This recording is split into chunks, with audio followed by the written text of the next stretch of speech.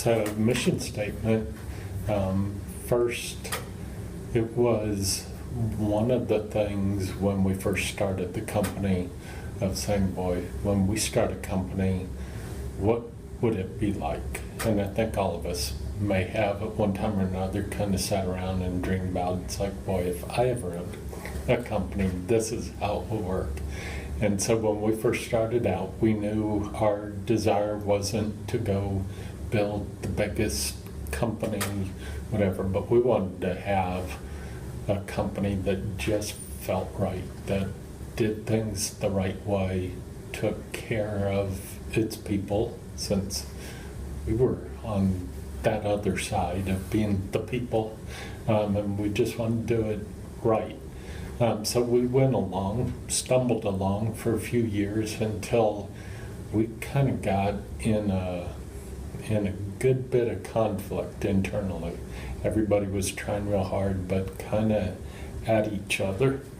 And so we, that is when we did one of our first retreats, and we went to Cool Font in Berkeley Springs, West Virginia, and sat around, and it was our first meeting facilitated by TAG.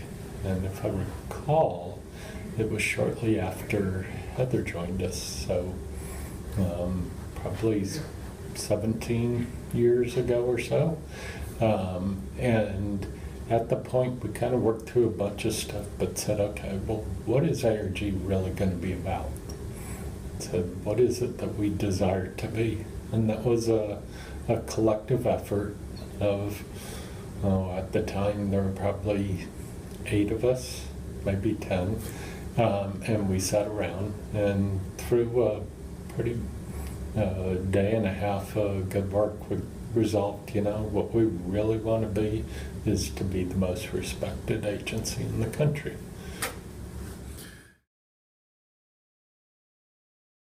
That was, again, another retreat, probably a few years later. I can't put a specific place on that. But again, we got together and we were really, we knew we had said we were a values-based company, but what were our values? And that's where we really sat around and tried to define and really went through, and I think we were a little bit bigger at that point, and we had words and descriptions, and we had more flip charts hanging all over the walls, and really had a lot of descriptions, and just over the course of a couple days boiled that down and then worked at it for a few more months of really trying to boil it down some more. What is it and what does it mean, and how could we capture it? And then that's where it all kind of floated together into those 6 values. Okay. So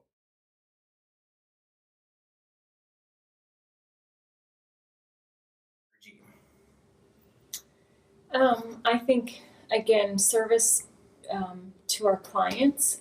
In particular, I think Steve and I actually have big service hearts. That's our nature. That's huge. Who we are, how we're wired. So working with the account management team, our goal is to do what we can for our customers and to serve them. And whether it's handing something over to the operations side to have, whether through project management or through a trouble ticket, having the teams work together, but to do our best for our clients and looking out for our customers' best interest. Same thing. Service hearts. I think we've built our teams around service hearts through the years since I first started here. It's going the extra step and providing things that others would not, and knowing who to call to get things done. Profitability as being one of the values is in business. You could either be profitable or unprofitable. So that didn't take us too long. We wanted to be profitable. And really what that means is that we're growing as a company and we're healthy as a company. If you're unprofitable, your future's in jeopardy. If you're profitable, your future shouldn't be in jeopardy. So it's really just a pillar to continuing. So thankfully, for 23 years, we've been profitable. But again, it means something very specific here. So the standard concept in business is the job of a corporation is to maximize profits. Well, that's not our desire. That's not the value we're talking about. We're talking about being reasonably profitable. So we're not going to choose to make a recommendation of one service over another purely because this one pays us a higher commission. That's not our driver. We want to use all 6 values, so we want to maximize value to our customers. So what does that mean? That doesn't necessarily mean we recommend the lowest price and the lowest commission, because again, we want to be providing maximum value. So we need commission in order to pay for those extra values that we offer. So it's that balance that we're asking everybody to honor and to support. It also means that we're not wasteful. So we're not throwing big parties just for the sake of having big parties, or we're not going and just wasting money. So we're controlling expenses to an appropriate degree, not if we can eliminate expense, that you get a big gold star for that. If it's an expense that isn't producing any value to the company or our clients, then sure, let's get rid of it. So we want everybody to be respectful in managing our expenses and making recommendations that are going to be good for the company, that is going to generate profits. And with profits, that allows us to offer growth to everyone here. If we have 0 profits and we get to the end of the year, we're really stuck. How do you give raises to people? All you're doing is pretty much guaranteeing that next year you'll have an even worse profit, which means we're even closer to being out of business. So we need to balance those things. So it's important, but it's not the sole driver.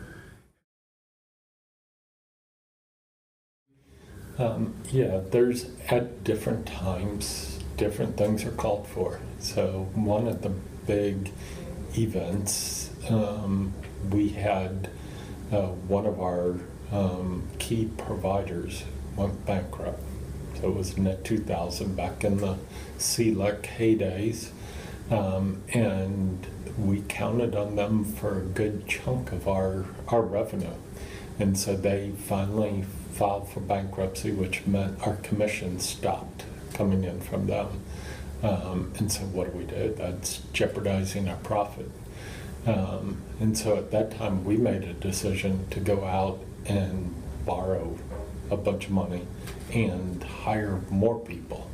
We didn't reduce our expense, we increased our expenses, but simply because we knew if we could get those companies, get our customers back from the bankrupt company, which was sold off to Cavalier at the time, if we could get those customers back into another environment that generated our commissions again, we would be profitable over the long haul.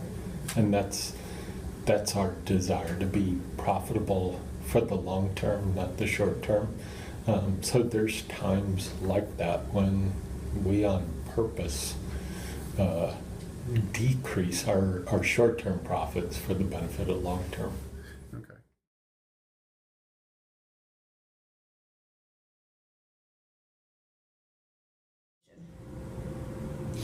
Well, I think I'm going to go first and just say I think of the spirit values, to me, it's the most significant. It's the one that we've kind of built this company around, quite honestly. Without it, everything else falls apart. Our integrity starts at our top with our CEO, and we all have to emulate that every single day. I just can't say strongly enough, when I look at our spirit values, this one to me is number one. It is. I mean, when we adopted maybe 18 months ago the formal concept of trusted advisor, you cannot have trust without first having integrity. And it just, I think, in my experience here, it permeates the organization. We understand that we make mistakes, but when we make mistakes, we make good on those mistakes. And that, to customers, I think is everything. Is when you lead a customer down a path and then you stick with it through thick and thin and until all the problems are resolved. That really creates a trust environment for the future. I've had many customers tell me that we're their favorite vendor, not because we bring the best solutions, but because we stand behind the work that we do. So it sounds like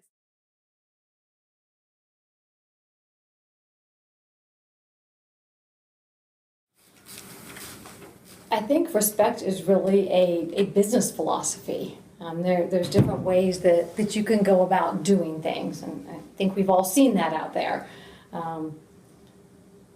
People saying what they have to say to get a deal done, making promises that they can't deliver on. And I think as ARG started to grow, and we established our mission statement, it was probably in 1998 or 1999.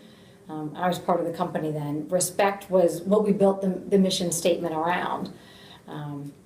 You can be the biggest, you can be the fastest, you can be the best, but that doesn't necessarily guarantee long-term success. Definitely short-term success. But I think the value to us speaks to a long-term relationship, whether it be with each other, with a customer, with a carrier. If you go about it in the right way, it might take longer to build that revenue. It might take longer to get your piece of the pie with that customer. But over time, if you demonstrate you're doing it the right way, it ensures your long-term success. I've got two examples for you. Both, one involving how an ARG customer was an ARG customer treated one of our employees and what we did about it, and one involving walking away from a deal because we weren't willing to lie to get it. So the first one, we had an employee a couple years ago, Kim Moser, who was dealing with one of our smaller customers, and the customer was having a problem. She had DSL, it kept going down, and was just nasty. I mean, yelling, screaming, using inappropriate language, harassing. And we made the decision that we would let that customer know that, thank you very much, but you're welcome to call the carrier directly. We're firing you as a customer because that's not how we do business, and that's not what our employees are here for, to be treated that way. We're here to help you. We're here to be your partner, and if that's how you treat a partner, we don't necessarily care to be one. Here's your account information, and best of luck to you. It was great. I mean, the customer was put in her place. She understood that she had crossed that line. And you can imagine how Kim felt, that somebody actually sided with her and took up for her and said, yeah, that's wrong. And we don't necessarily have to tolerate that. We had another situation a couple years ago with a customer who was moving. Big customer, big move, high profile, downtown Washington, D.C., and we had a service delivery issue. There were some complications with their building. And we were trying to find a backup solution. And while we were trying to find the backup solution, a representative from another telecom company, who will not be named, knocked on the door and promised that they could get it done. It just so happened that that sales rep used to work for ARG. So she knew us, she knew she was up against us, and she promised the customer something in a time frame, and he called and said, you can keep the business if you can match the time frame. And I said, well, it's been nice doing business with you. Can't match that time frame. Best of luck. When it doesn't work out, call us back. And about 30 days later, he called back and said, you were right. They can't do it. Now what can we do? So we thought we were losing the revenue. And we lost a little bit of it because they did have to go with a wireless solution that we couldn't help them with in the interim. But we secured the relationship with that customer. And he still refers back to that because he knows that if we can't do something, we're not going to fake it. We're not going to sugarcoat it and tell them what they want to hear and string them along until it's too late.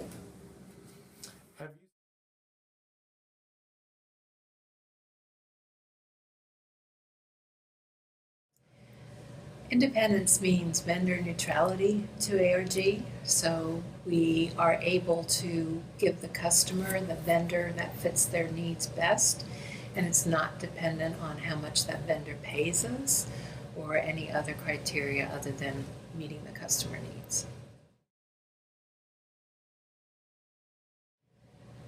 Well, I think it gives us it earns our customers respect and allows us to be their trusted advisor if they trust us to make decisions based on their needs and not our needs or our bottom line.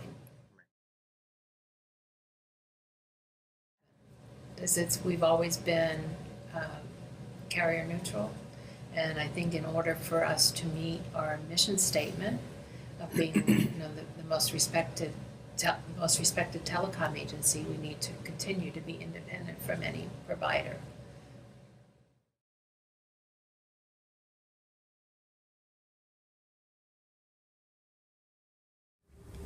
I think it's meant, and has always meant to me, just the knowledge of the products we sell, and it's an ever-changing technology world, so we're constantly striving to learn new products and fine-tune our expertise on the legacy products, but just being that trusted advisor on the technical side for our customers. Yeah, I agree with Chris. I'm not sure why I have to wear the Tiara? but anyway, you should. Your princess. Yeah, it is a spirit value. That's right. Okay, so yes. So I think that it is our responsibility to make sure that we fully understand what technology is out there, the ins and outs of it, on behalf of our customers, because they may not have that internal expertise, or they don't have the time, or it's impossible to shop like for like, and from a technology standpoint, because it's all labeled differently. So I feel like it is, like I said, it's our responsibility to make sure that we do the due diligence, so that we understand it and can therefore explain it to our customers in a way that they understand it and deploy it appropriately. Right.